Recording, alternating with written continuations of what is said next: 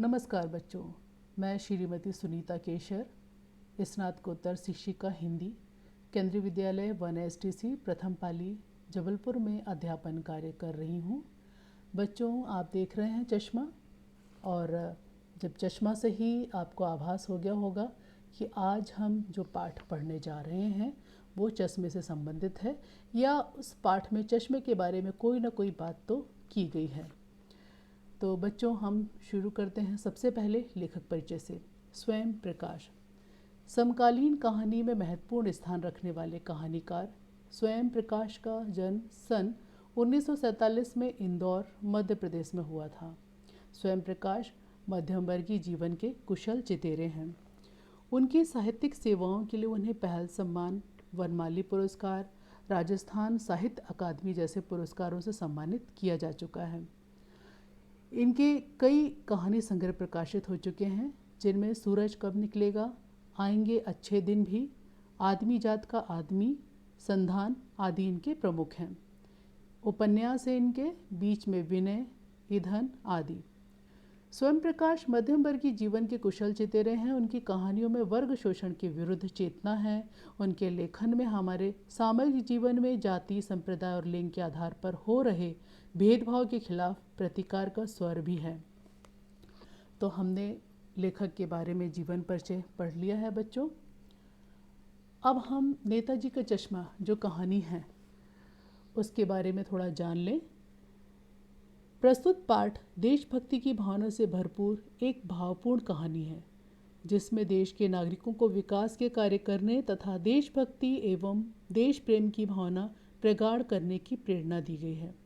कहानी में कैप्टन चश्मे वाले के माध्यम से देश के करोड़ों लोगों के देशभक्तिपूर्ण योगदान को उभारा गया है, जो अपने अपने तरीके से देश प्रेम तो करते ही हैं, परंतु वे पर्दे के पीछे रह जाते हैं।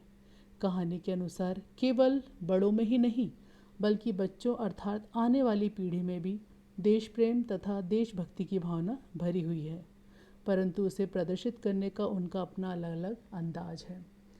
तो देखा बच्चों, इसमें हम चित्र में भी देख रहे हैं कि चौराहे पर एक मूर्ति है, और ये सुभाष चंद्र बोस की मूर्ति है, और उसमें चश्मा लगाते हुए हमें एक व्यक्ति दिख रहा है, जिसे हम कहते हैं कैप्टन चश्मे वाला। या हम यूँ कहें कि इस पाठ में जो पात्र है, मुख्य पात्र है, वो है कैप्टन चश्मे वाला। नेताजी का चश्मा कहानी में कहानीकार स्वयं प्रकाश ने कैप्टन चश्मे वाले के माध्यम से देश के निर्माण में अपने अपने ढंग से योगदान करने वाले गुमनाम नागरिकों के योगदान को रेखांकित किया है। विषय वस्तु: नगर पालिका के किसी प्रशासनिक अधिकारी ने बाजार के चौराहे पर नेताजी सुभाष चंद्र बोस की प्रतिमा लगवा दी थी, जो किसी स्थानीय कलाकार द्वारा निर्मित थी। मूर्ति पत्थर की, चश्मा रियल।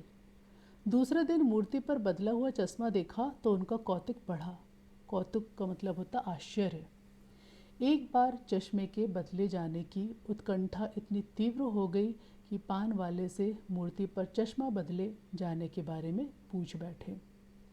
पान वाले ने बताया कि यह काम कैप्टन चश्मे वाले का है। पान वाले द्वारा कैप्टन का मजाक उड़ाना हालदार साहब को अच्छा नहीं लगा। एक दिन मूर्ति पर चश्मा नहीं था, तब पान वाले ने बताया कि कैप्टन मर गया। अंत में मूर्ति पर सरकंडे से बना चश्मा देखकर हालदार साहब की आंखों में आंसू आ गए। बच्चों, इस पाठ में किस तरह की भाषा का प्रयोग हुआ है इसके बारे में आप जान लीजिए। उनकी भाषा आम बोलचाल की खड़ी बोली है, जिसमें तत्सम, तद्भव, देशज शब्दों के साथ साथ आगत शब्दों का प्रयोग भी किया गया है। हम इसमें देखें तत्सम शब्द: विचित्र, लक्षित, संभवतः। देशज शब्द का जो प्रयोग किया गया है: किधर, गिराक, उधर। आगत शब्द हैं idea, frame, real, captain, board. और कुछ मुहावरों का भी प्रयोग किया गया है, जैसे आंखें भर आना, होम कर देना। शब्द संपदा: प्रतिमा, प्रतिमा का अर्थ है मूर्ति। कमसिन, अर्थ है सुंदर। दरकार, ये उर्दू शब्द है जिसका अर्थ है आवश्यकता। कोम, उर्दू शब्द है जिसका अर्थ है जाति। गिराक, इसका अर्थ है खरीदार। उनकी शैली रोचक, कथात्मक तथा व्यंग्य प्रधान है। बच्चों, हमने इस पाठ में मुख्यतः जो उद्देश्य है उसको जान लिया। नेताजी का चश्मा पाठ का मुख्य उद्देश्य है युवाओं में देश प्रेम और देशभक्ति की भावना को पुष्पित पल्लवित करते हुए शहीदों एवं देशभक्तों के प्रति आदर भाव उत्पन्न करना। आज युवा वर्ग में ये भावना कमज़ोर पड़ती जा रही है और इसके लिए हमें किसी विशेष साधन की ज़रूरत नहीं है। बच्चों, ये सच है कि हम कहें कि हम सेना में भर्ती होकर ही देश के लिए कुछ कर सकते हैं, तो ऐसा ज़रूरी नहीं है कि हमें सीमा पर जाना पड़े और हम सीमा पर जाकर ही देश के लिए कुछ कर सकेंगे। बल्कि आप सब भी अपने अपने स्तर पर जहाँ कहीं भी हैं, आप अपने स्तर पर जिस तरह से हमने देखा कैप्टन चश्मे वाले की तरह देशभक्ति की जो आपके अंदर भावना है उसको प्रकट कर सकते हैं, उजागर कर सकते हैं। पुनरावृत्ति के प्रश्न देख लीजिए।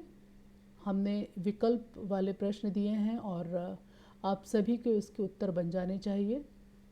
प्रश्न पहला, हालदार साहब हर 15वें दिन किस कस्बे से गुजरा करते थे?